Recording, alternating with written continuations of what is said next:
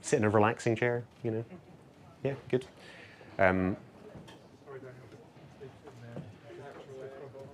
You can sit in the middle. You can cozy up. Cool. All good? All good for streaming? Right, hey, welcome everybody. So nice to see so many people turn up tonight. Thank you for coming along to the event. My name's Jamie. I run EdinburghJS and GlasgowJS and Scottish Technology Club. So I'm just going to say a couple of words about that first. So Scottish Technology Club is a weekly email bulletin that I run that lists all the events that I can find across Scotland that are related to tech.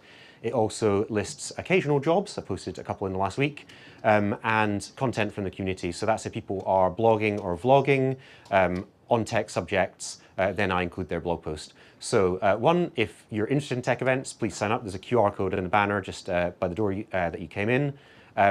And there's a Discord community with about 800 people in it, or almost 900 people, an occasional chat about tech stuff. So it's quite a nice little community to be in.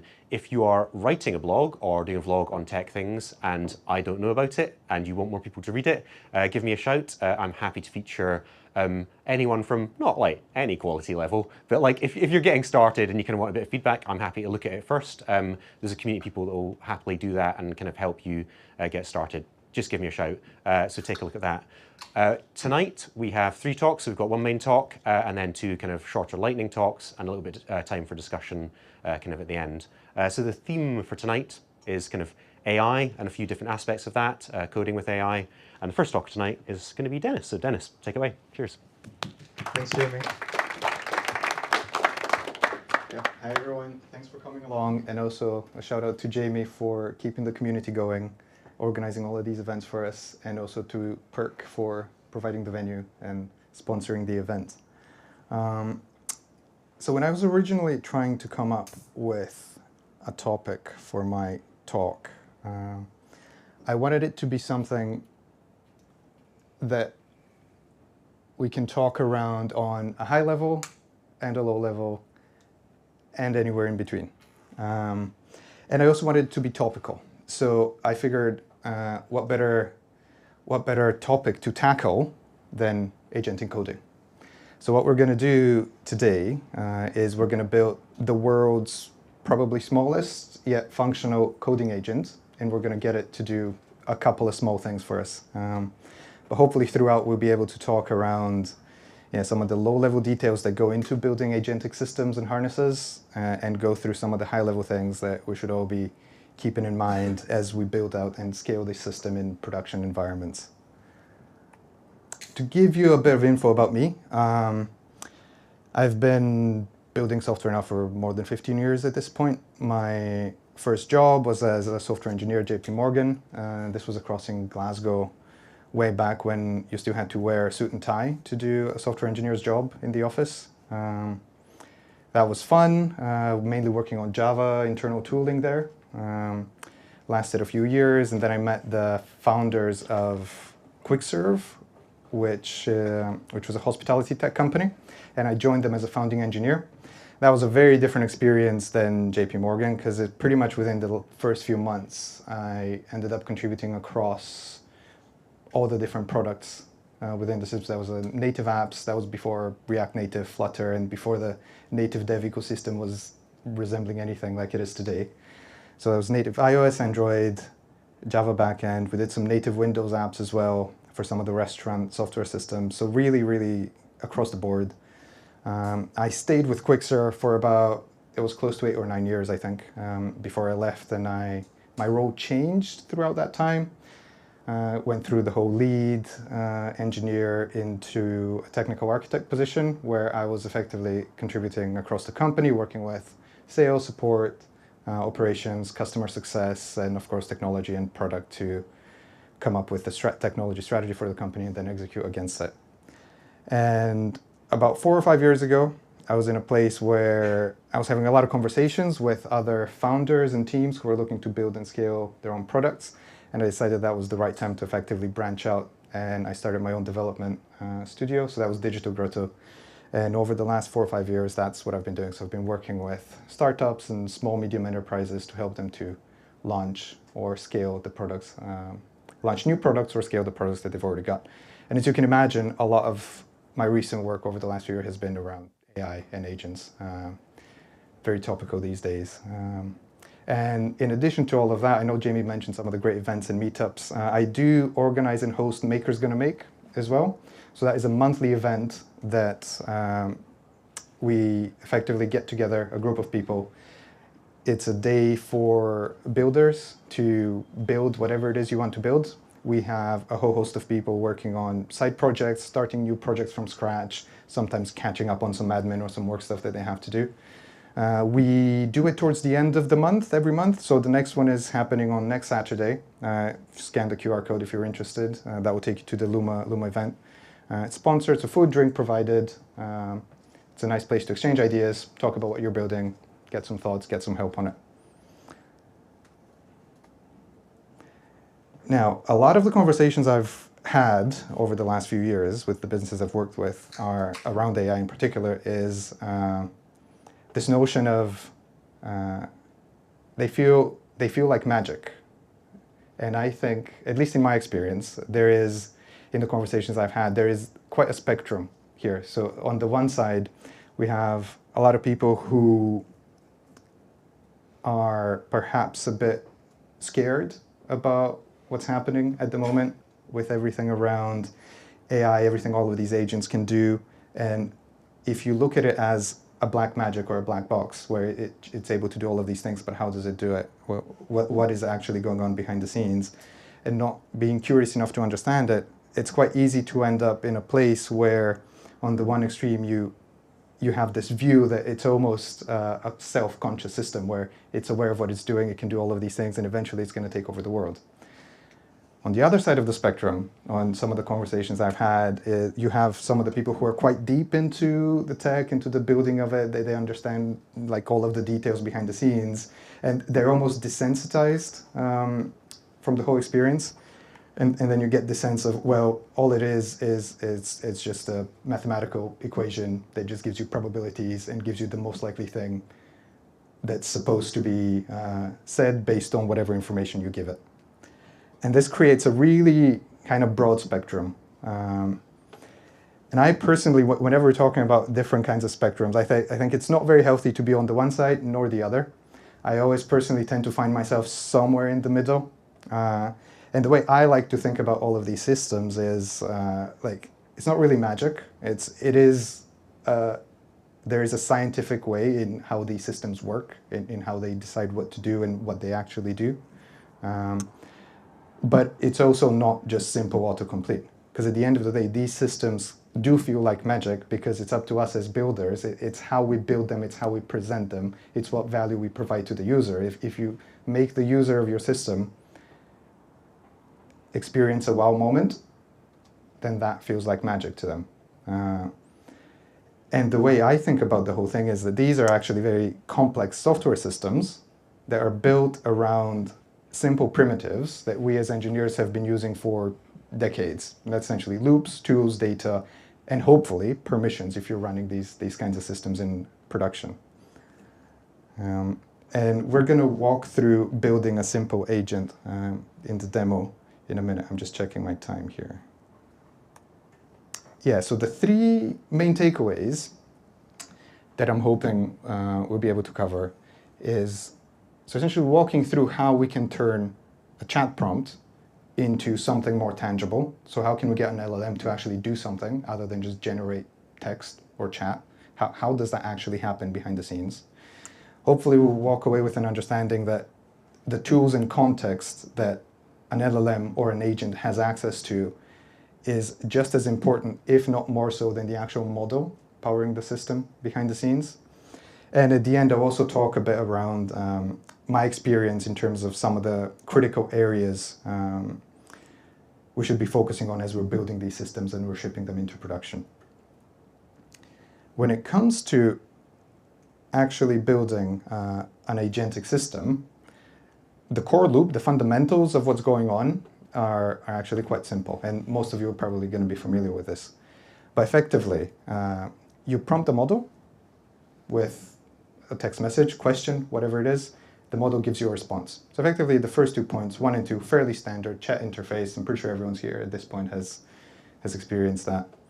Where it becomes interesting when we actually start giving the agent the ability to do things is when we expose it to different tool calls. And those tool calls are typically wrapped in a harness. The harness is effectively, so if you think about it, agentic coding, if you think about Claude Code, Codex, etc., all of those, Cursor, Windsurf, all of those are harnesses, coding harnesses. So they are effectively a wrapper of tools, of safeguards, of context, of memory around the prompting of an LLM. But the prompting of the LLM behind the scenes is still just simple text-based interactions. But the harness is then able to invoke special tools that then feed additional information to the agent or allow the agent to perform certain actions. And we'll go through some of those examples in a minute. But high-level flow is user prompts, the model responds, or decides to invoke a tool. The harness then invokes a tool, and that tool could be to read a file, to write a file, to send an email, to make an update, an entry in the database, whatever is relevant to the agent that you're building. The harness then returns that response to the model, and the model decides what to do next, which could be, we're done, it could invoke another tool, or it could hallucinate something else. What we're going to build now is a very simple coding agent, and all we're going to need to get it to work and actually write code for us is a very simple conversation loop, the set of tools that it will need. I think we're going to start with a few, but we can see that we can actually kind of boil it down to a single tool for the most part. And then we'll just show a little demo of the harness, which for all intents and purposes is actually the conversation loop and the tool registry. And if I can just show you what that looks like now. So hopefully that font size is good enough, because I think if I get any bigger, I won't have any room to maneuver here. But can everyone see that okay? Cool. Excellent. So what I've got here is, so you can see, a very simple project. All I've got in it is just a simple start command that just executes. Yeah, I think probably Sorry? Bring it up. A bit bigger. Yeah, chat out if you can't see it. That's better. Right, okay. I'm going to have to do a lot of well, not a lot of scrolling, because it's not a lot of code, but good stuff. So thank you for calling that out. So a very simple, just package.json file here, very simple start command that just executes the index file. In terms of dependencies, I just got .env to load my environment variables. I am using the Vercel AI SDK to allow me to do the tool calling syntax. So normally when you develop an agent, if you're communicating directly with the Google, the Gemini API or OpenAI's or Anthropic's, and you're calling their API directly, all of them have their own syntax around passing the tool responses kind of back and forward. Rather than dealing with each of their intricacies, I'm just using the Vercel AI SDK here, which all it does is it just maps kind of one object structure to another and passes it to the model. That's all it does. It doesn't do any, there's no business logic, there's no magic there. It's simple kind of data transformation that it does. And it just keeps the syntax a bit cleaner. And Zod is around the schema validation, so that comes in part of the AI SDK. But to show you what we've got in terms of the code, right, it's very simple. All we're going to do is we're just going to, now for the demo, we won't have any UI. We're just going to be interacting with the terminal. So we have a simple terminal interaction here that's going to allow us to read messages from the terminal as I'm typing them and also output to the terminal. We have a very simple array of messages. So that's going to be our simple history as we're getting the back and forth with the agent. And then we have an infinite loop that's going to allow us to get input from the user. We're going to add that input to our list of messages. We're going to call the OpenAI API, passing in that message, and then we're just going to log out the result. So we're just getting the result and we're logging it out. These little fancy hash characters here, all they do is they just allow me to have color-coded output in the terminal. So nothing fancy there, just to make it easier to follow along. And that is it, nothing else. So if I just run this as it is, hopefully the Wi-Fi is still on. There we go. So now it's just asking me this message here. So just you. And let's say I ask it, what kind of project is this? What kind of project am I working on? It's thinking, and it's responding with, I don't have enough context, I don't know what you're doing, because it has no access to my file system. It's got no visibility into anything else. It's literally, all it's seeing is my question with nothing else. And it's just telling me, I don't know what you're doing. If you tell me about what you're doing, I'll be able to tell you about what you're doing. But I can't tell you what you're doing right now without any more information, which is fair enough. Now, what we can do is actually start giving it more information, right? So the first thing we could do, or the simplest thing we can do, is actually give it access to something like the list of files that we have in our directory, right? And that brings us to our first tool, list files.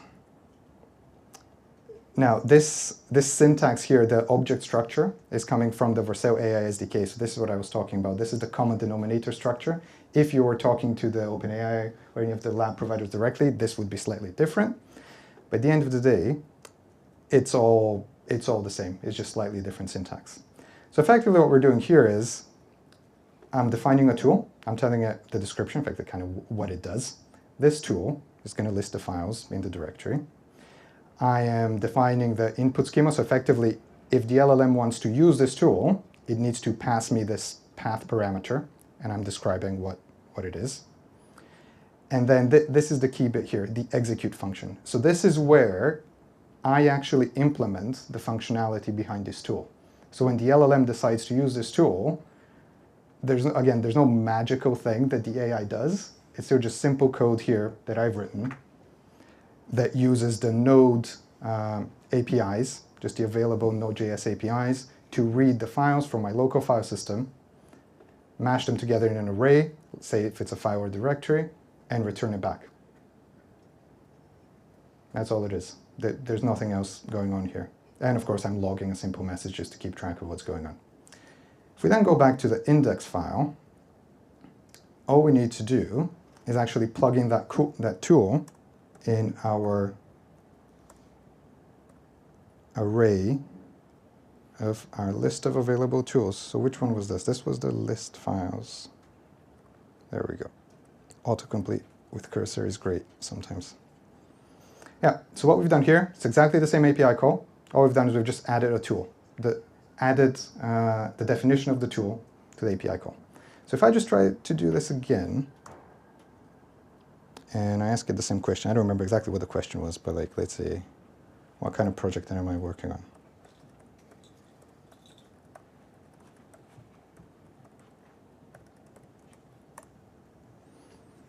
So it's thinking, it called my tool, it called it twice, and if I just expand that,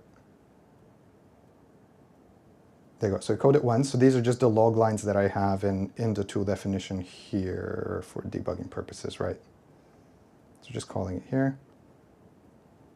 Called it once to list parent directory and then the subtools directory, and it's got a response now because it knows, it has information about the files. But if I now, let's say I now ask it to bump my project version, or actually no, let's do this. What version is this?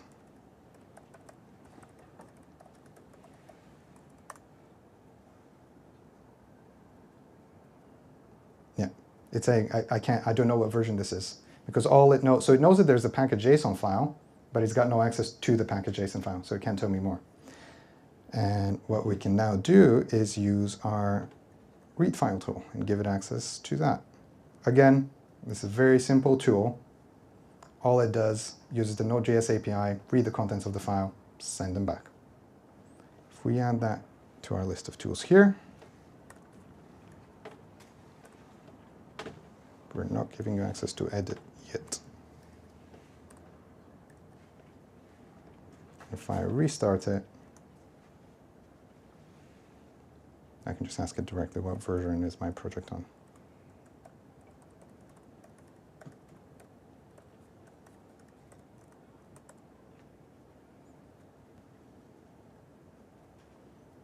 encode list files, and then encode read file. And it's telling me it's version 1, which should be the correct version, I think. Yes, version 1. Well done. And I kind of teased it a bit, but we do also have an edit file tool that we can give it access to. So now this one is slightly more complex, but not really, because so it takes in the path to the file that we want to edit. It effectively works on the basis of replacing strings. So it's give me the string within this file that you want to replace, and then give me the new string that you want to put in place of the old string. Simple enough, but extremely functional, because it allows them to effectively write whatever they need starting from a blank file. And in here, the execute function is, again, quite simple. We're just using the Node.js APIs to look for strings and replace them, and then overwrite the files, and we're returning a response back. So now if we wire that in to our tool call, so at the moment we've got access to these three. If we start again, let's see, I'm gonna ask it to bump my project version.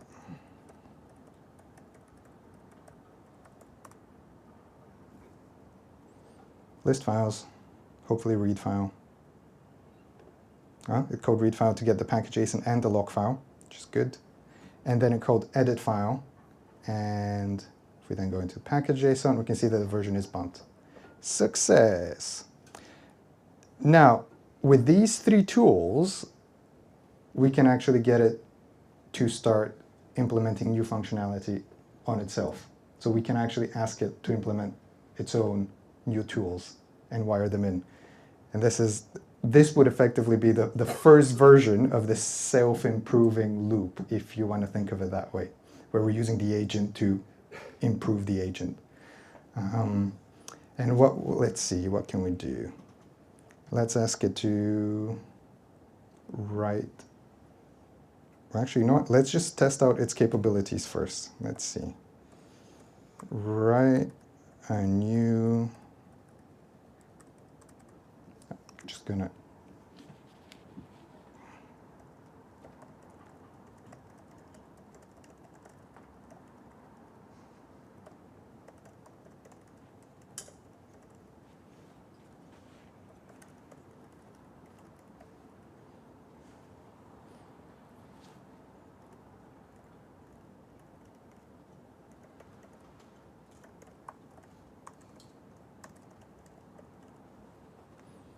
Right, so just ask it to just implement a new website. I did ask it to just do HTML, CSS, so it doesn't get caught up in adding too many dependencies like React, so that we gotta wait for it to build and do all of those bits and pieces.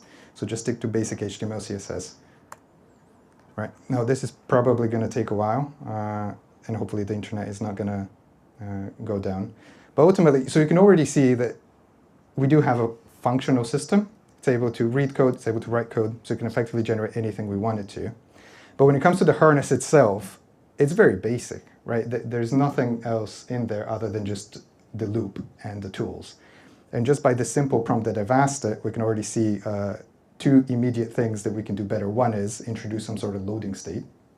Okay, so as it's doing things, ideally we'd want to give the user some feedback that something's going on. Or even better, we can actually integrate and show some of the thinking tokens behind for the LLMs behind the scenes, so that you can show some of the progress. That's effectively what Cursor and all of the other harnesses do.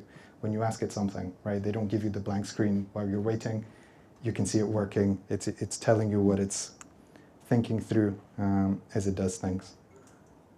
Oh, there we go. It created a Cyberpunk Pets HTML. Let's see what it did.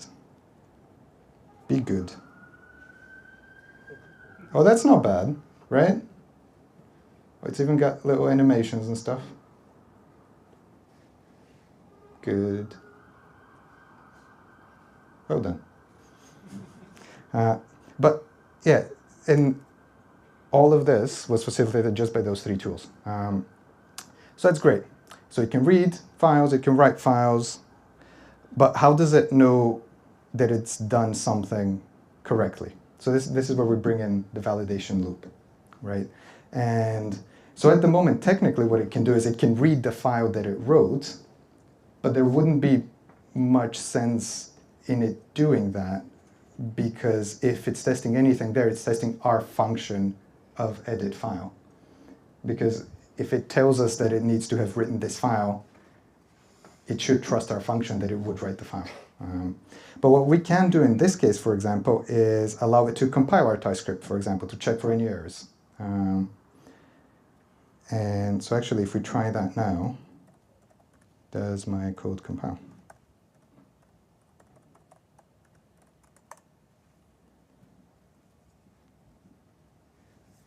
So it's reading the files.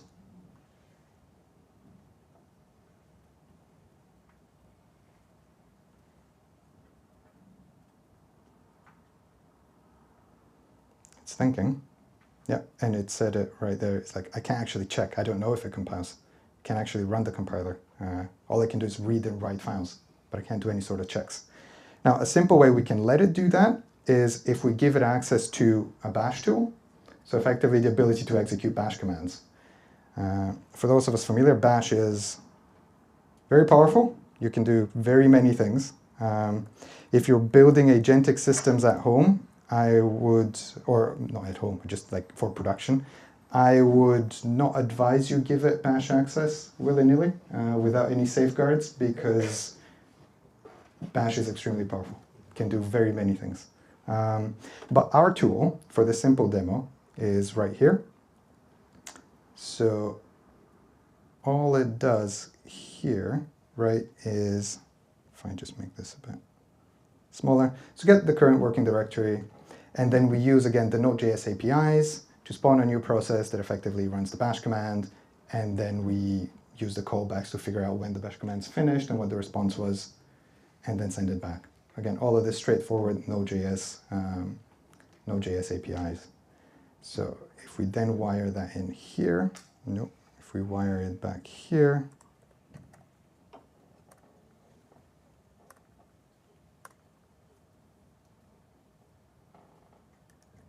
and if we run it again, I ask it, does my code compile?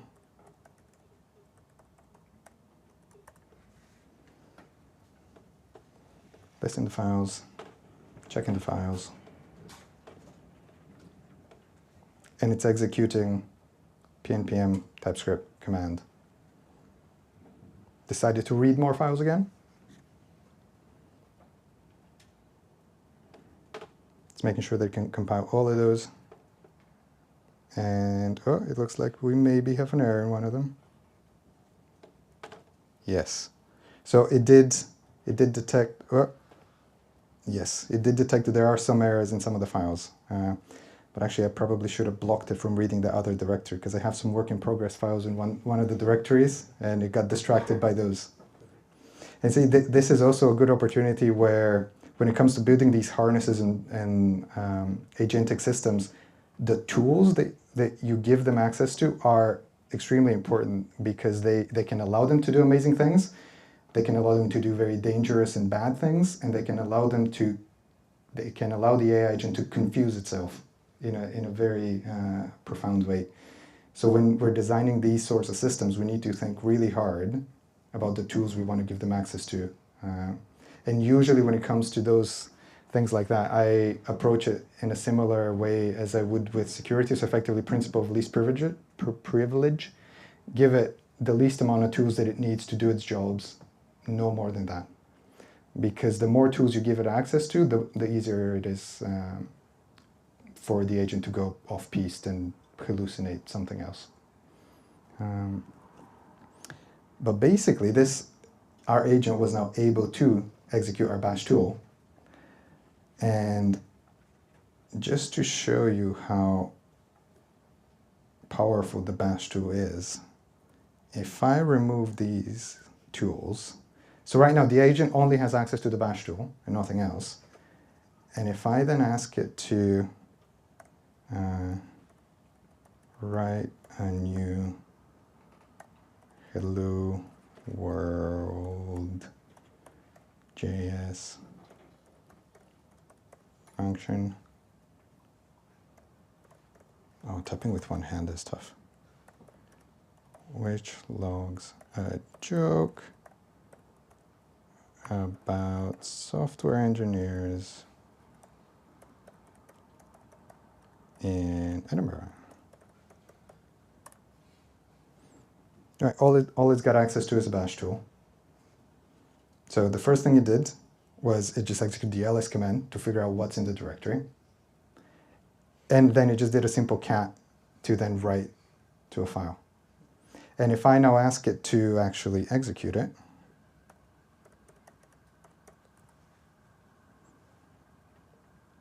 it's called the bash tool with the node command to execute the file. And it got back the response that I executed successfully. What did it do? Why did software engineer in Edinburgh bring a ladder to work? To reach the higher order functions up on Arthur's seat. That's not bad. It could have done worse. That's not bad. When I was testing this earlier today, it had some interesting jokes. That's not too bad. But effectively from here on out, we can talk to it and get it to do its own thing. I think I'm already tight on time, but I did have another demo or some other bits I could have talked through, but I think we're probably better wrapping up. But basically, we can give it access to even more tools. We can give it access to a web scraper tool that takes a URL and gives it back the contents of it. So that effectively allows it to fetch any information from the internet. We could start implementing our own equivalent of skills. You know, Claude Code, all of these other agents have skills that are kind of pulled in dynamically as needed. So what that would look like is, I mean, that could be done various ways, but perhaps the simplest way is something like similar to these tools that we have, list files, read files. We could give it a list skills and read skill tools, and then effectively allow it to load them as it needs to. And that would give us the equivalent of Claude skills. That's effectively how those things are implemented behind the scenes as well. And that's the interesting thing here, is that all we've got is this one file. What is that? So that's just like the loop, 45 lines. And each tool is like, not, the bash is probably the longest one, but each tool is less than 50 lines as well. And we've got a working agent. And as simple as this is, it does prove a point. And as crazy as it might sound, all of the coding agents we're using today are working like this behind the scenes. They're wrapped in a whole bunch of other stuff that I'll briefly talk about, but behind the scenes, this is what they're doing. They're just calling tools to facilitate the actions they want to take. And it doesn't get much lower level than this.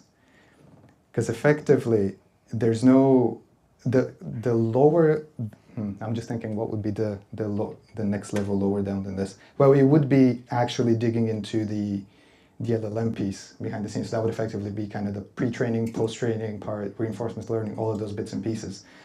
But if you abstract away from the LLM, if you just consider it as like, it's an LLM, OpenAI have done what they've done, we're just going to use it. This is as low level as it gets. It's just the tools.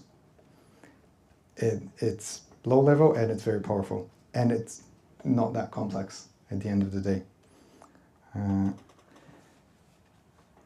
But when it comes to actually building these things and shipping them to production, there are many different areas. These are some of the ones that I think usually, or most things fall into these 4 buckets, I think.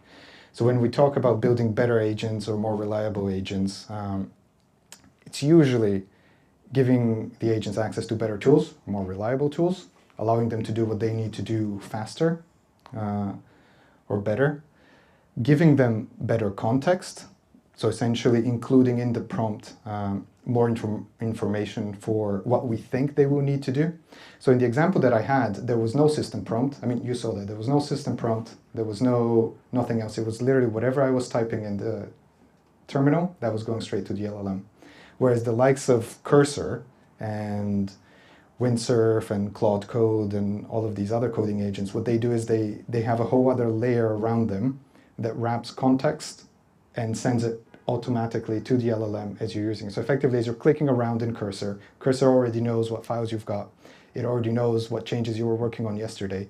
It already knows all of the LLM interactions you've had throughout your lifetime.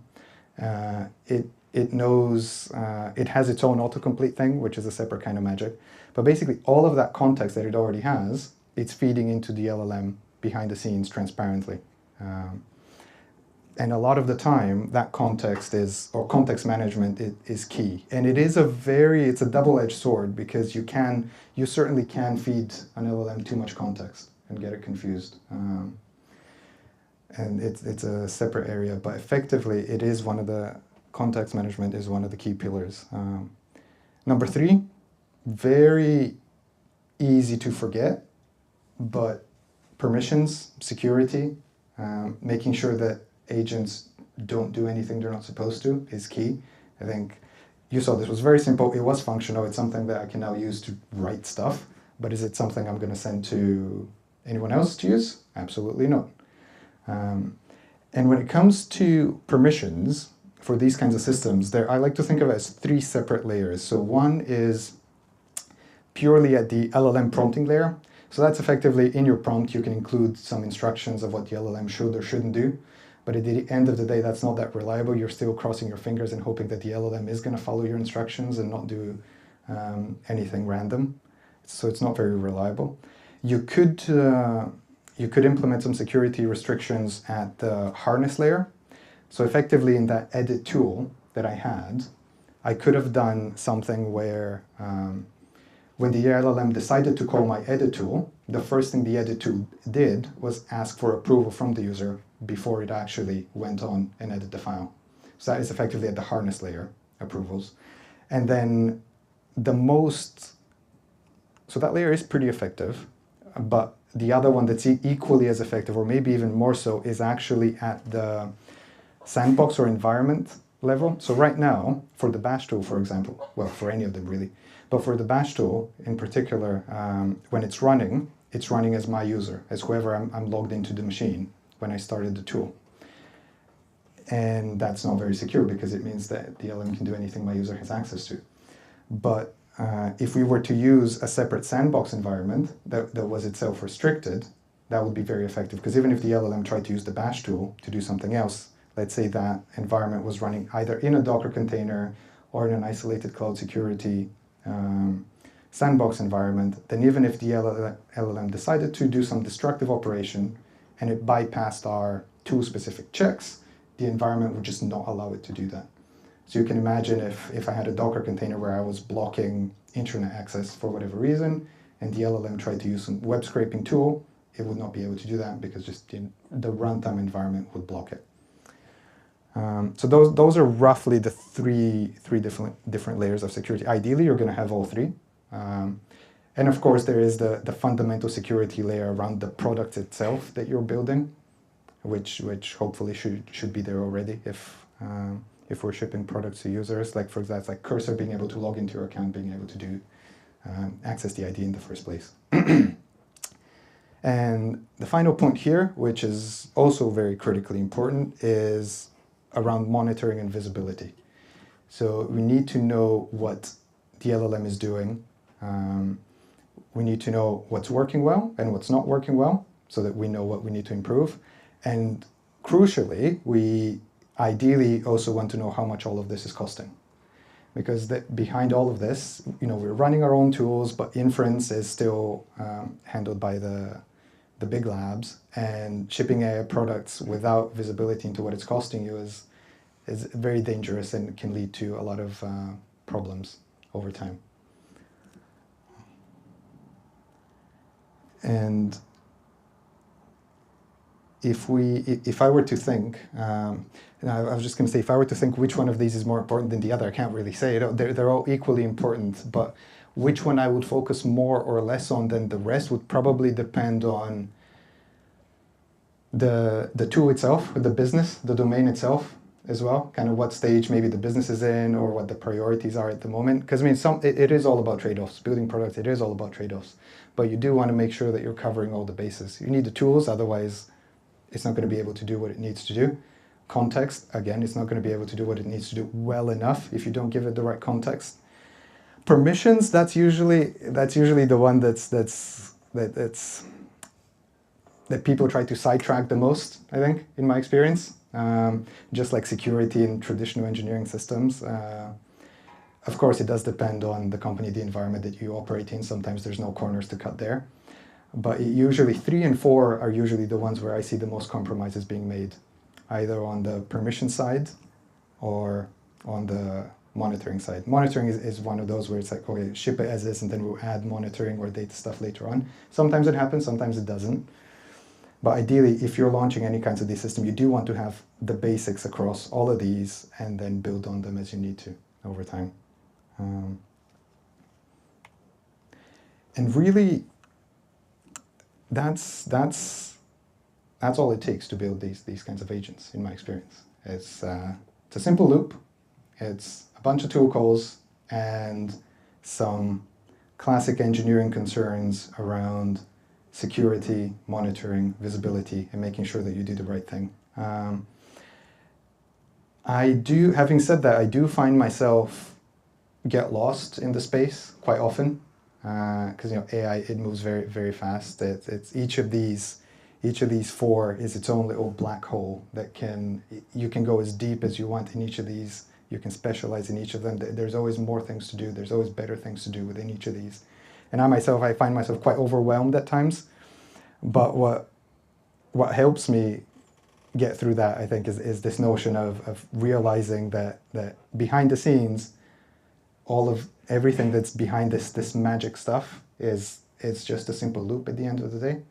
It's just a simple loop with a bunch of tools. And whenever I try and bring things back to basics in that way, it just allows me to recenter myself along this dangerous spectrum, and it allows me to have some fun, or find the fun again in the engineering process. Step away from feeling of I'm behind, I don't actually know what's going on here, and actually, right, it is not that complicated. This is the fundamentals. Everyone is doing this. It's just different layers on top of it. And hopefully, if anyone here was feeling either too far on the one side or too far along the other, maybe some of the stuff I've talked about has helped you recenter yourself in a better place, or in a place where you'd like to find yourself in the future. But that's about it. Thank you very much for your time. I've put up here just my LinkedIn, and again, the maker's going to make. If anyone wants to reach out, talk a bit more about this or about anything else, I'm around, or feel free to connect on LinkedIn. But yeah, thank you for your time. Thank you so much. That was really good. Just out of interest, people here, how many people have implemented AI systems like that, writing their own harnesses from scratch at the moment? Yeah, cool. Okay, just out of interest. Does anyone have any questions for Dennis and I? We're going to take a couple of questions and then take a short break. Let's just start here. Yeah, just a quick question. If you had something that was watching changes in the directory and restarting your script, could you get away with just edit and write and list files? Do you think it would write its own bash tool to run the TypeScript? That's a good question. One way to find out. If we had more time, we could have found out. I think we can ask it to, but I imagine something like that's going to take a good few minutes maybe to work through. But it's something for home. Yeah. Maybe for the next demo, because I'll try and write up a blog post for this, and I'll maybe add that in. John, and then. Yeah. So that slide where you had what makes the agents feel better. Some agents feel better. I kind of feel that there's like at least two dimensions there that are sometimes pushing in the opposite direction. When you talk about the permissions being scrimped, there's almost like the first dimension of it feels better, feels more fluent, and then it is or is not safer. And we've got this, this maybe sleepwalking into dangerously skip permissions and that sort of thing, and that's sort of trying to sort of maximize the former over the other. So I'm just wondering how much of these things get scrimped and these things get prioritized is because at some level they're, in terms of the experience of using the agents, they're actually in conflict, even though we really need both of them. Yeah, that's a really good question. And I think just out of curiosity here is how many people, let's do Cloud Code. How many people use Cloud Code here? How many people use the skip permissions dangerously thing? Oh, I would have thought it would be most of you. Right, okay, good to do. But yeah, that's a very good question. And I think in my experience, it's one of those things where, so I did run my demo. I let it do bash on my machine in my log, like I was fine with that. And I find that it's actually people who, like myself, maybe are perhaps a bit more technical, and they trust the AI a bit more when it comes to some of these things, that they're okay to let it do it. But then I can also see how, like on the other side, the people who are not so technical, they would just go for that because it's an easy switch that would just allow the AI to do more on their behalf.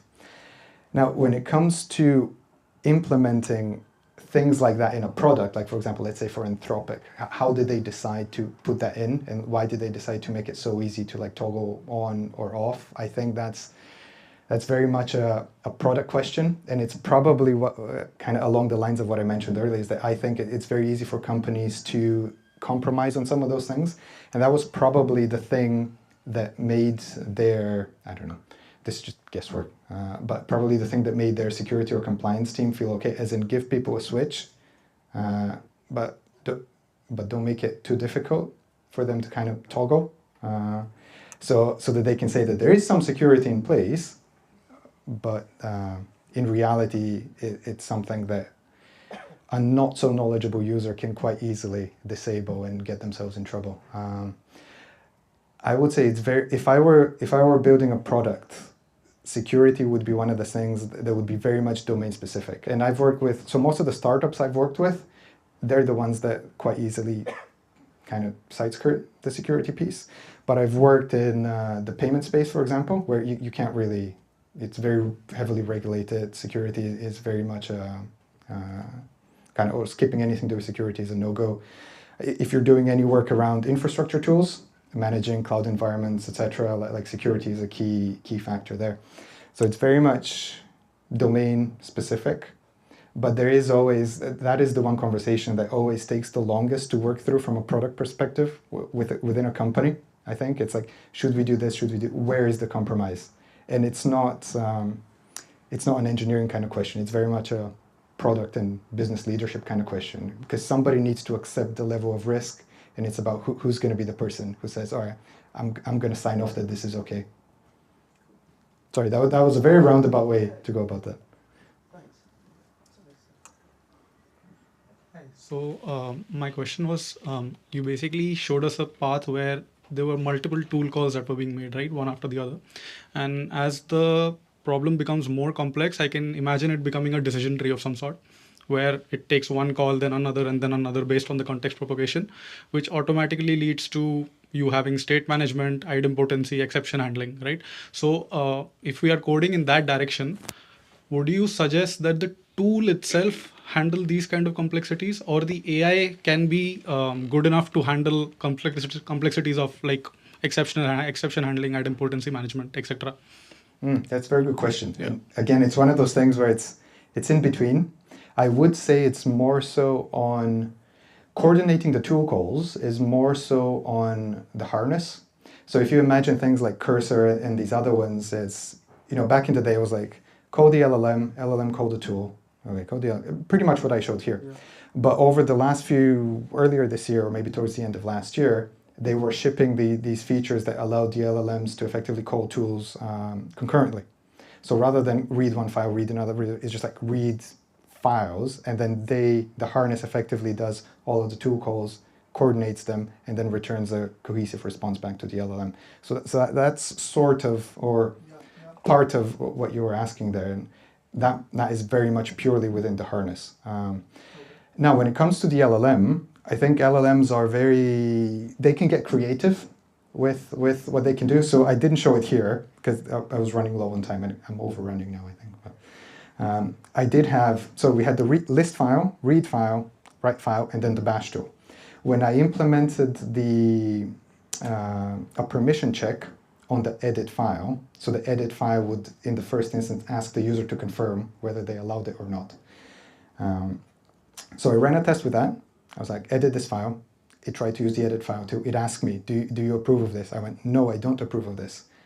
And then so it did not use the edit file tool because the edit file tool blocked it. But then it went on and used the bash tool to do the same change. And I think that part is very interesting because at that point you're in a place where it is very much the LLM that's orchestrating all of those things.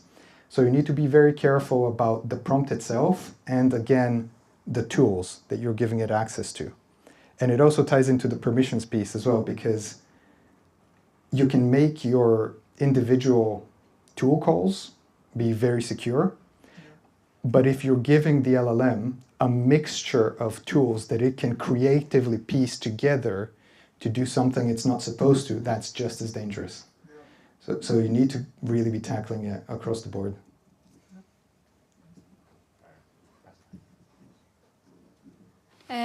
Just adding on that, is there any like LLMs on permissions, like, you know, LLM against LLM? Do you mean? Like add a tool, like it's a permission tool, and it will be checking against that behavior, for example. Yeah, so something like that. Well, I think effectively some of the harnesses do have that. So if you, I know like within Cursor and the other ones, you can whitelist certain permissions or certain access to for the model. Like for example, you know, whitelist a list of URLs that it's able to access and things like that. So that is also very much within the harness. Using an LLM to check another LLM is an interesting question, and I think it's something that all of the labs are playing around with now. I mean, it's the whole LLM as judge piece, right? It's pretty similar. And it's one way, so what I mentioned earlier about skills is one way you could implement skills is give it a list of, you know, give me a list of my skills and then give me this specific skill. And then, so in that case, you would still rely on the LLM to call all of those tools and then pick the one it wants. But what you could do instead is, before you even prompt the LLM as part of a harness, you could make a different API call to like a smaller LLM or a more fine-tuned LLM that knows all of the details about your specific skills and get it to kind of preload some of them. So you're preloading the context before you even make the full-on request to the LLM. But once you've made that request to the, let's say, the main LLM, then it's still down to that main LLM to do what it needs to do, unless you do these extra permission checks within your specific tools. And you could use other LLMs to do those permission checks, sure. And at that point, that's when it gets really interesting because you've got this little Tower of Hanoi type of situation, which sometimes it's a good idea, sometimes not so much. It's really down to the product that you're building. I would usually advocate to keeping things simple and deterministic for as long as possible and only pull in LLMs if you really need to, because again, deterministic code is predictable code and it's scalable code and it's cheap code or cheap to execute compared to LLMs, but yeah. I think at that point, due to time, we will save the questions until the very end. Thank you very much, Dennis. Thank you, Jimmy. Thank you, everyone. Okay. We've got 2 more short lightning talks to go this evening, but we're going to take a 3-minute break so that people can go to the loo or pick up another slice of pizza or drinks or whatever. If there is pizza left, all of it has to be eaten, you know, so go wild. I will shout in 3 minutes' time. So, cheers. Excellent, that was really good. Oh, thank you. Yeah.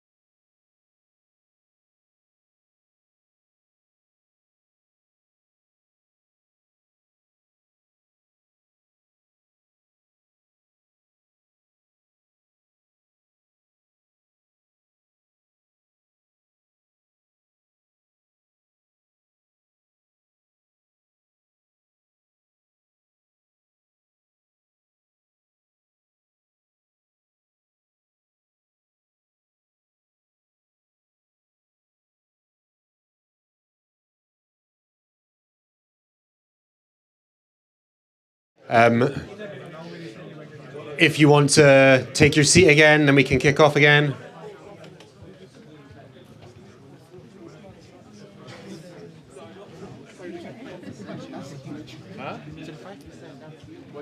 All right, folks, if you want to take your seats again. Very few vegans in the house for the vegan pizza, but...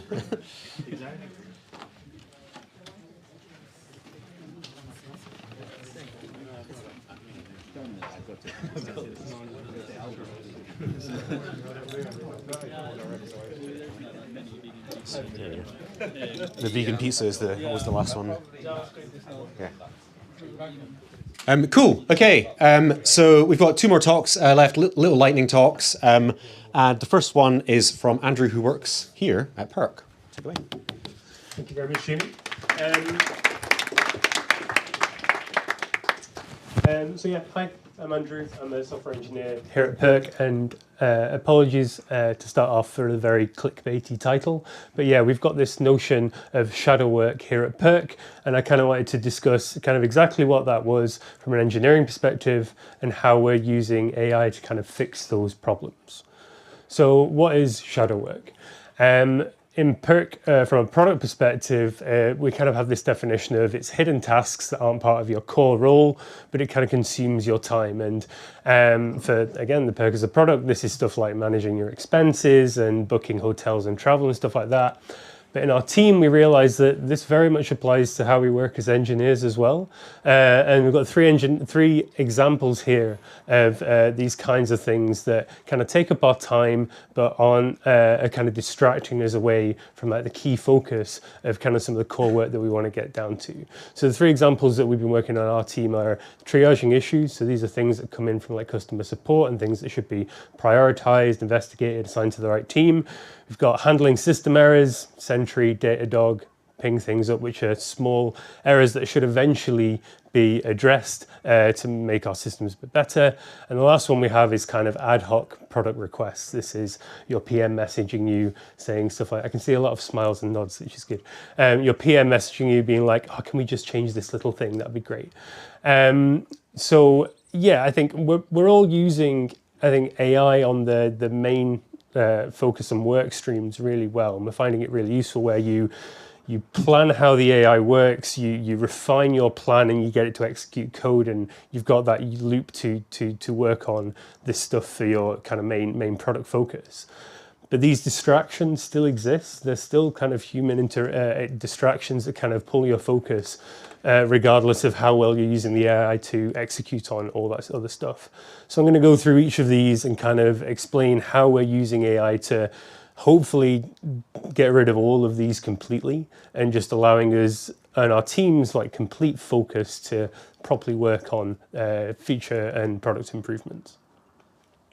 So the first one of these is kind of that triage problem.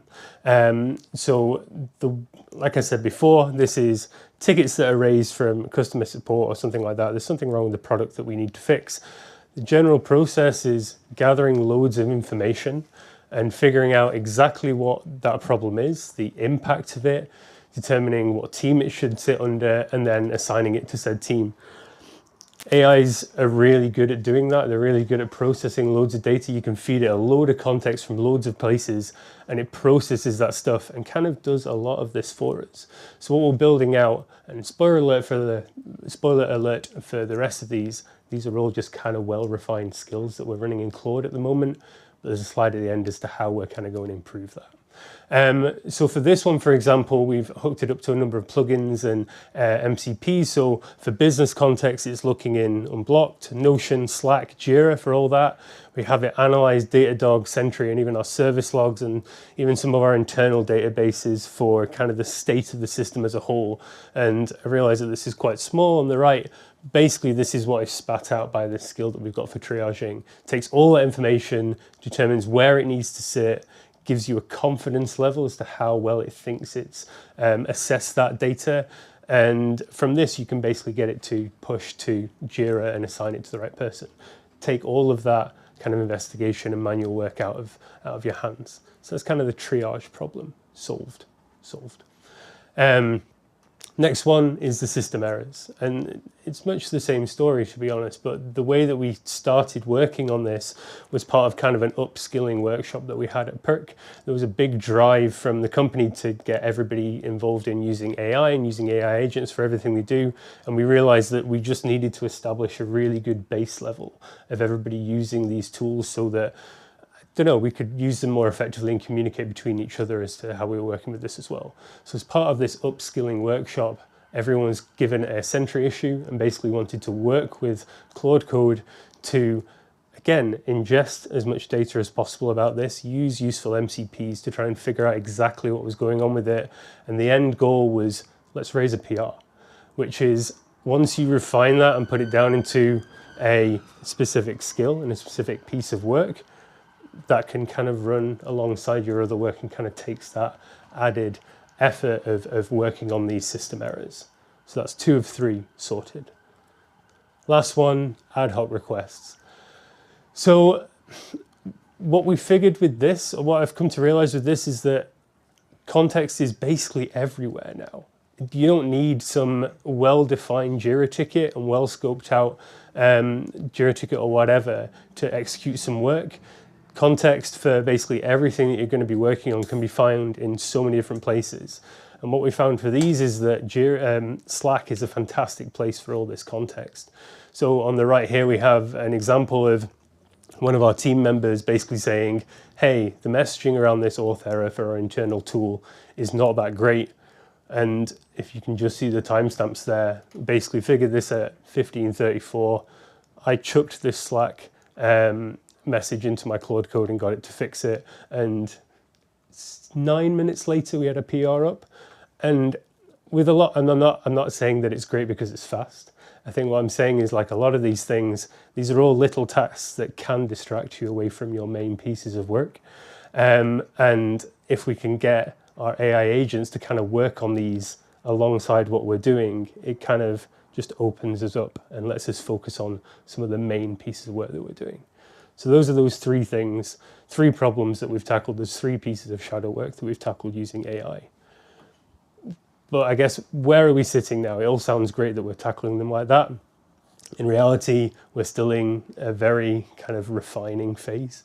This is all running on people's computers, people's local Claude instances, trying to run them alongside while we're doing it. There's still human verification steps while we refine these skills. We're definitely considering a lot of the things that Dennis was talking around with, like permissions and stuff like that. We need to make sure that everything is kind of nailed down before we let these off into the wild. The other thing that we're trying to do is enable this for non-engineers. Engineers shouldn't be the gate for some of these problems, like proposing changes to a UI. A PM should be able to be like, I've had this idea, can we have a think about it, and can I prompt an AI to potentially spin up a PR to fix that if I've noticed something. Same with triaging. It doesn't need to be an engineer to go through all that information and assign it to the right person. So that's where we're at now. What's next? Big thing of this is going to be automating it all the way. We've got a number of teams working on background agents, and these are things that kind of live in the cloud or somewhere hosted outside of someone else's machine that can be triggered off a number of different events. So you can imagine for the ad hoc product requests, PM can just be like, hey, at Slack agent, implement this change. That would be great. And the same for the Sentry and Datadog alerts. If we have something listening to those that spins up once this alert is fired, reviews it, analyzes everything around it, proposes that change and spins up a PR for it, it's removed all of that shadow work. Sorry for the clickbait again, but it removes all of that kind of distraction away from us. And this is a very utopic view of like a self-healing system, but it's certainly something that we kind of want to aim for, because that would be a very interesting place to work if you've got this whole system kind of self-healing itself and self-working on itself. So yeah, that is basically it. Again, apologies for the clickbait, but I hope you understand now what that whole shadow work thing is, and hope you can understand why it's really important to us and why we're trying to fix it using AI. Thank you. Are there any questions?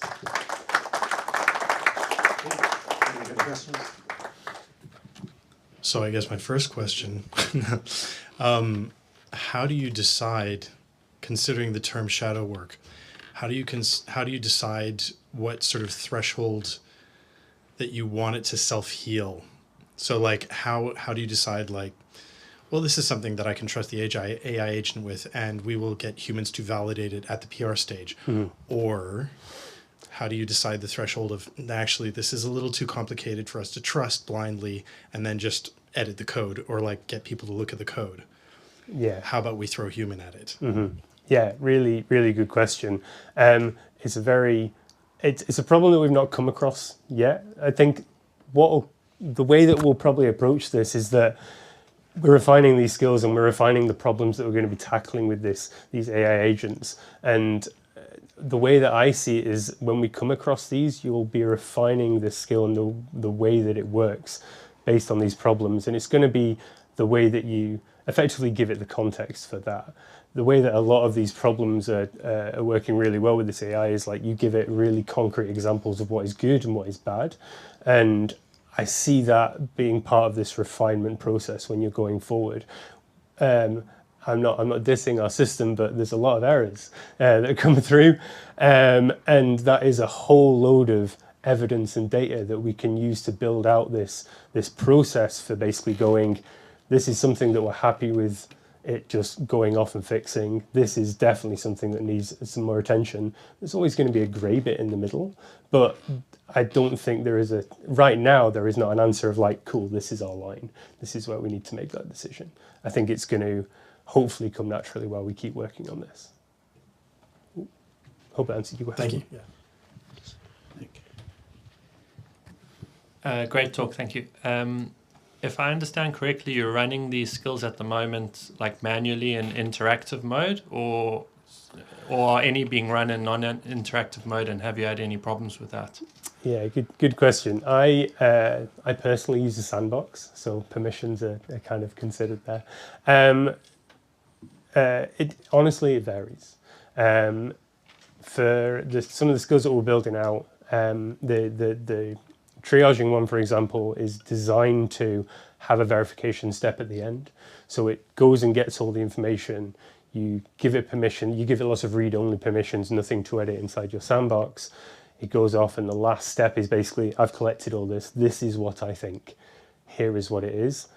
And it gives you options at the end to go, cool, make that change to the Jira ticket. Or no, here is how you edit it. Have you considered this? I've not had access to this. Can you give me this? So that's kind of how it's working at the minute. Again, we're at the very kind of manual verification process with a lot of these things. So yeah, sorry, I feel like I trail off, but that's ultimately how it's working. There's very much a human verification step in a lot of these things at the moment. Okay, great, thank you. Cool. Anyone else? Cool, one last one. Yeah, from your experience and what you've seen so far, what do you think are going to be some of the biggest challenges in transitioning towards that utopian self-healing system? Yeah, really, really good question, and it's going to be a big problem. I think at the moment, while we're just getting started, it seems really achievable, or like it just seems quite exciting to try and get there. I think a lot of problems. Well, honestly, I think the biggest thing is going to be business context for all this stuff. We have a huge estate of code that has been there for a very long time. And getting context around how every little thing in that code base works together so that it can make the correct decisions that people who have worked at the company for 7 years know about, getting that in the right place is going to be one of the biggest challenges for a company like Perk. If you're starting relatively greenfield in a new startup, you can bake that in as you go. It's a documentation problem, effectively, but you can bake that in as you go, so it seems like an easier thing. But I think the main problem that we'll find is, just baking in that level of kind of context and documentation effectively that these AIs can use to make the right decisions, not just on like a technical level, but from just a business level. Does it make sense for what the hell this system does entirely? Thank you very much. Cheers. Cool.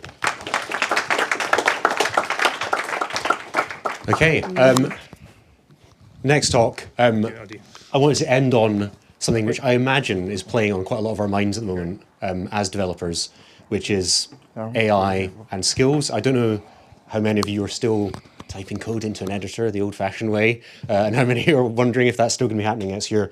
But Joshua is going to do a little talk with some reflections on kind of what we should be focusing on. So cheers, Joshua.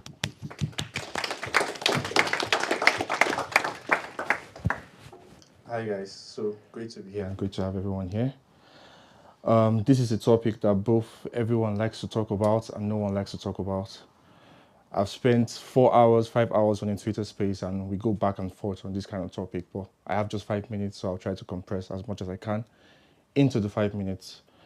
My name is Joshua and I'm a front-end engineer at an AI startup called Predictiva. And there are going to be some questions in the slides, but we don't need to answer them now. Maybe at the end of the slides, then we can have a discussion if there's still some time. So let's quickly run through the slides. So the topic is AI skills and staying relevant. What is changing and what should we focus on? So this is a question, you don't have to answer it now, but these are just some of the options that come up. So what skills are you currently building? Are we trying to code faster, that is shipping more with less friction? Are we trying to keep up with new frameworks? So because of AI now, the barrier to entry is kind of lower, and it is almost like an unspoken rule or kind of expected that the more tools that come, we should be able to learn them faster because now we have AI to assist us, AI to do stuff for us, as opposed to way before AI, where we had to like go to the documentation ourselves and read everything line by line to make sure that we get everything right. And then keeping up with tools like the Copilot, Cursor, almost every few months there's like a new model. Anthropic chose a new model. There's a new GPT model and everything like that. So what skills are we currently building? Are we trying to ship faster? Are we trying to learn new frameworks? Are we just trying to keep up with the tools? And the question we often try to avoid is that which of these skills will actually matter the most in 2 to 3 years? Because there's a lot of speculation about this. But if we sit back to think, which of these skills will actually matter in the next few years? So AI is not exactly leveling the field. So there was a publication by Financial Times and Focal Data, and then they polled 4,000 workers, and there was a lot of things in the publication, and one of the main focus was kind of like the AI divide between certain groups.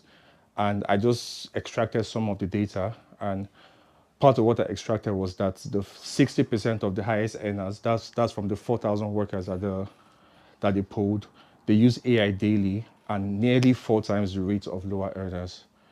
16% of the lower earners, the daily UI usage is 16% of the lower earners use the AI daily, which is significantly less than the highest earners. And then most of the heaviest users are the users in like their 30s, which kind of signals more people with more experience as opposed to people in their 20s. So it kind of signals that is usually the people with more expertise at the beginning that actually use AI more than the people with less expertise. So AI kind of lowers the barrier to entry, as we'll see in the other slides. But is this really leveling the playing field? Is everybody coming and having the AI tool and starting like on the plain level? Or is there still that large gap between different professionals? Yeah, and before I move to the next slide, AI is amplifying people who already know what they're doing, and then the advantage goes to the people who already had one. So just a few examples. So tools democratize entry, they do not remove expertise.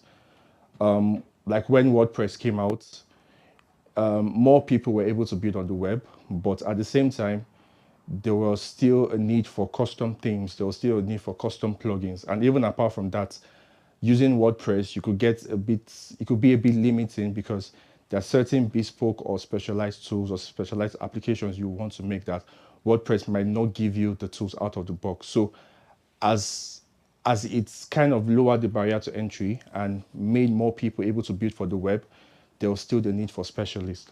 Same thing with no-code tools, Stack Overflow. It wasn't just a few software engineers that were in their room with all the knowledge in the world.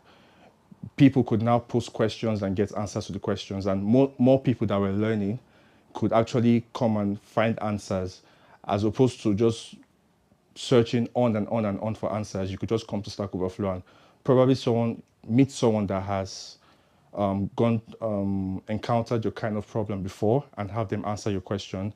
The same thing that AI and Copilot is doing right now. So as much as it's, like I said before, as much as it has kind of lowered the barrier to entry, I don't think it has completely removed the need for expertise. So what agents still need from you? So coding agents are far more capable now, but they still need clear direction and human judgment.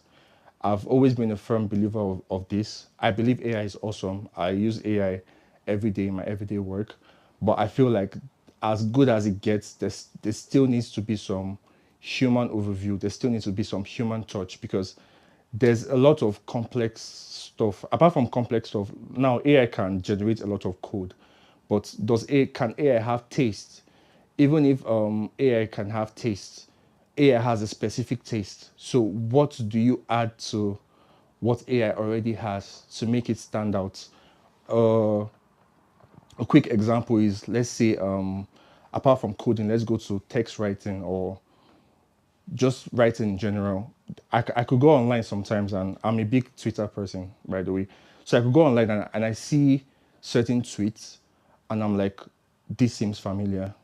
And the only reason it seems familiar because I use the cynical mode in ChatGPT, and I see that most of these tweets sound cynical, exactly how ChatGPT responds to me.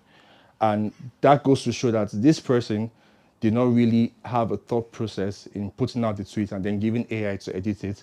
This person probably just copied the main tweet, pasted in AI, AI gave something and just pasted it back. So as much as AI can do a lot of stuff, it still needs that human touch. It still needs a lot of things from us, even for the most basic things. And when things get very complicated, especially in the domain of software engineering, we need to guide it more, especially based on the domain, giving it more context, giving it more guardrails, because if you let AI do its thing, it's just going to do anything. Sometimes it gives you something. I'm not going to argue with that. It gives you something that looks good, but how many times does it give you what you actually want? Because I feel like sometimes there's a difference between something that looks good, something that works, and something that you actually want it to give you. So what do the agents still need from you? To define the problem clearly, to evaluate the outputs, which is very important, catch what was missed. So for evaluate the output and catch what was missed, it can kind of be like a very tricky topic, because sometimes we get, personally, we get kind of lazy, especially when we see that AI can do a lot of stuff for us. And by the time you've generated like 3,000 or 5,000 lines of code, you might not have the time to sit down to actually review every single line of code, which is why sometimes it's suggested that as much as AI is fast, I can do anything, you kind of generate the code bit by bit so that it's easier for you to review and see what AI gave. That is apart from the initial process of giving it as much context, giving it as much guardrails, and then take responsibility. You still own what gets shipped.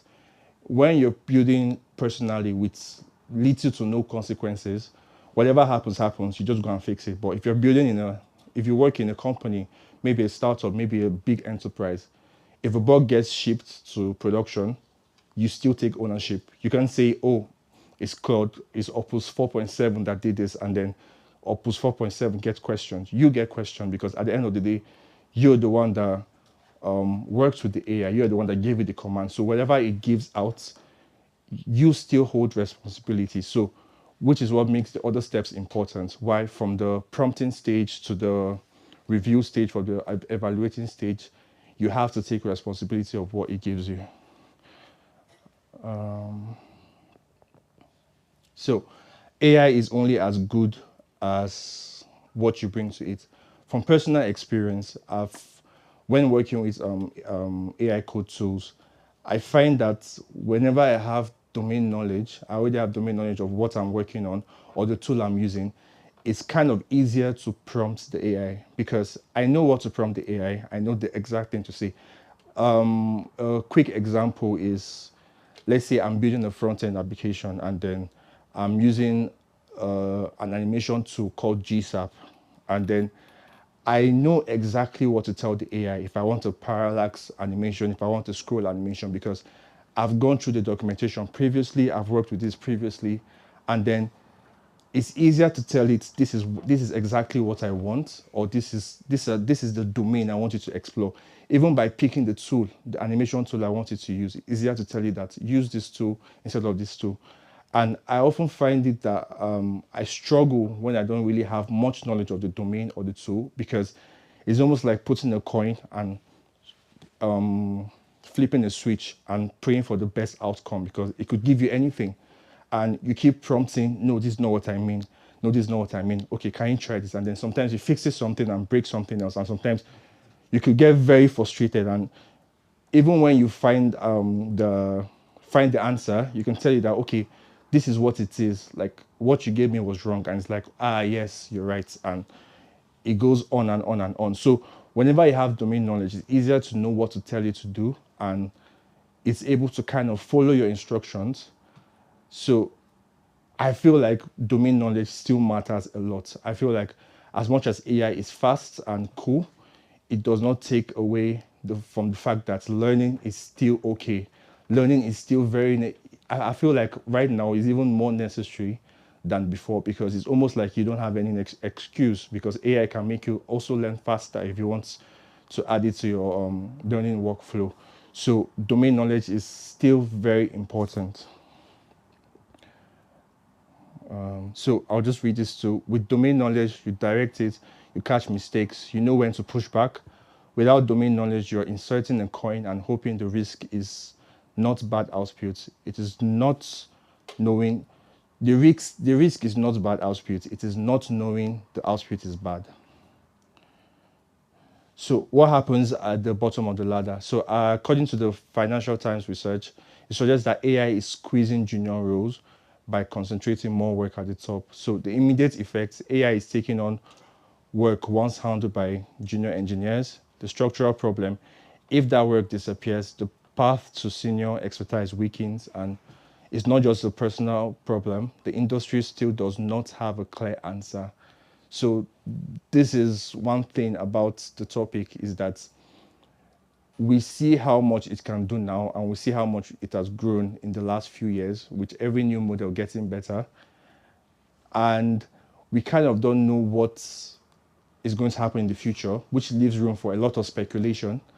And on one side is, AI cannot be that great. On another side is, AI still needs some more work. And on the other side is, AI is going to someday surpass human intelligence, which I personally don't believe, but it's okay if you believe. And there's a lot of speculation. And I personally feel that, and I've said it once to a group of people, that we're still in like a big experimentation phase, where these models are still being tried. We're still trying out these models, seeing their capabilities, seeing what they can do, seeing the success rates, and seeing when it goes terribly wrong. Because if you've been following some of the, I won't say news, or some of the observations, we could see some more downtimes in even some of the bigger companies that are now shipping with AI. We could see that, okay, maybe it's not as great as we thought, or maybe it's even better, or maybe it's as great, but we still need to add these guardrails. So let's see. The skills that are harder to automate: framing problems clearly, evaluating output critically, systems thinking, product judgments.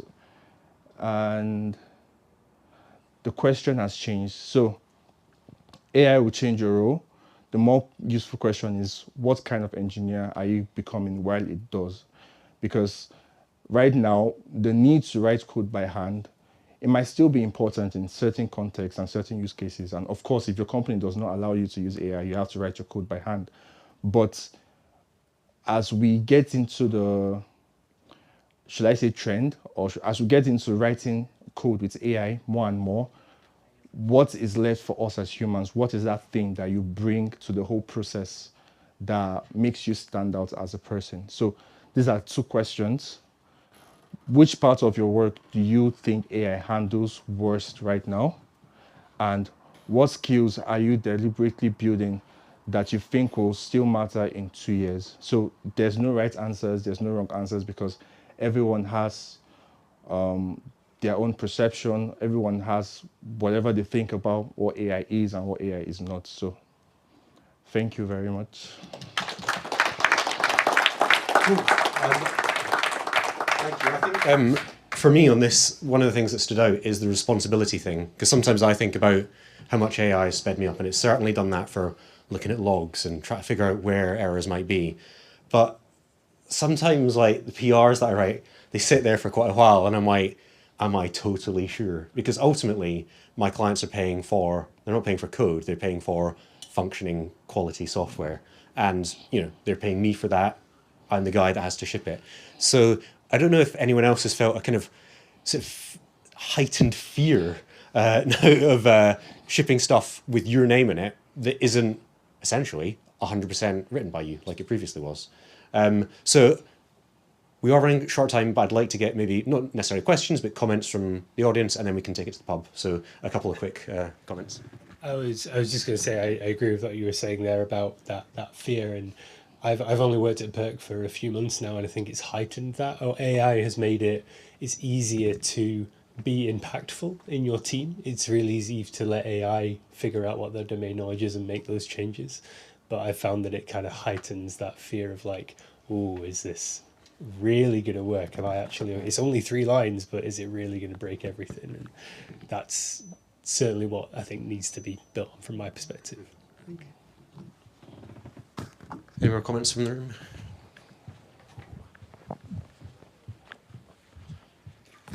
I know you said it's different for everyone, but what just from your point at the end there, what skills are you building that will be valuable in 2 years? What do you think are possibly the most valuable skills that we can be using now or learning now that will keep us relevant?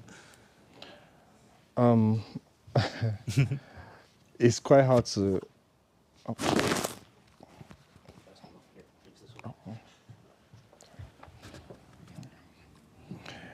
It's quite hard to answer the question myself, because I've also been in the state of, I know there are different opinions, but even within me, I have different opinions. Today, this is what I think about it. Tomorrow, this is something else I think about it. I personally, beyond the whole AI trend and everything, I try to build domain knowledge as much as possible. That is what I feel is the most important, because that is going to determine a lot of things. It's going to determine a lot of ways I use the AI. So if I'm working in a certain domain, I want to be an expert in that domain. I know a lot of people probably online say that maybe there's no use of long-term, long-form tutorials and stuff like that, but I still find them important. I still go through those tutorials. I've been in a situation where I literally gave AI documentation because I was like, okay, I need to read all this, and I might be quite slow in trying to grab it, and it was in the evening, and my brain wasn't picking up properly. But as I gave AI, it kept giving a lot of things that were not in the documentation. And I asked it, there's literally a table that says these are the parameters you could use. Why are you putting parameters that are not on the table?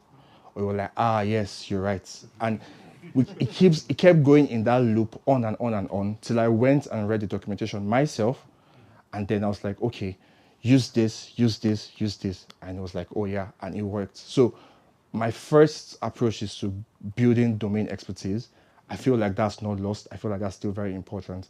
And of course, keeping up with the AI tools, keeping up with, apart from the terms, keeping up with how to integrate them with your workflow. Because once you have the domain knowledge, now is to increase your productivity and actually how to oversee the outputs that come out from this stuff. That's my personal opinion. That's how I'm approaching it personally. It's still worth learning to code. It's still worth actually understanding how SDKs and things work. Yeah, and you can also use AI to speed up your learning process. Like if you have a question that feels, or maybe the documentation explained it in kind of like an abstract way, you can give it to AI. Oh, this explain like I'm 5, explain like I'm a donkey, or explaining something. Just give it something, explain it like I'm anything, and it gives you that. And you can also, what I also do is that I tell you to put it in certain use cases. So it's not just a term or an abstract context. I say, okay, if I'm working in the financial domain, how will I handle this? Or let's say if I'm working with a fintech on a fintech product, how do I handle rate limiting? How do I handle this? What is the best way to use? So it also helps to speed up the learning process, to be fair. So, I mean, that's how I approach it. Can you let someone out the building, please? They are downstairs right now. Cool. On that note, since we're getting on for time, the next thing is I have booked a table or an area in the hanging back. So I need a volunteer to go to the pub. Are you not going to the pub? You go to the pub? You always go to the pub. Right. If someone wants to go to the pub and kind of lead a group and claim the table, it's booked under EdinburghJS. That's really good. Thank you, Joshua, for your talk. Very important topic. Yeah, thank you to all the speakers this evening. Thank you to Perk for sponsoring this event. They're hiring, scan the QR code. Thanks to Steve, who is now downstairs letting someone out. Thanks to Joshua and Ying, who welcomed people and gave them their name badges and checked people in. Thank you very much for that. We have another meetup in June on writing an emulator. That's the delayed talk from, was it the month before last? So I will send out a notification for that. Please do register. It's sure to be a good one. I'll also hold a social event in July. The other thing is, there was a potential sponsor who said, do you want to run an event at our office? We'll pay for beer and pizza. So I'm maybe thinking something in the next couple of months, like a code jam, like we had in January. If you're interested in that, let me know. I might do a kind of cross meetup thing. So not just a JavaScript thing, but just turn up for a few hours, work on something. If that sounds interesting to you, come up to me and say, that sounds interesting to me, and I will try and organize it. If you want to help organize it, that would be good. Yeah, thank you very much for turning up tonight. And please do come to the pub. Thank you.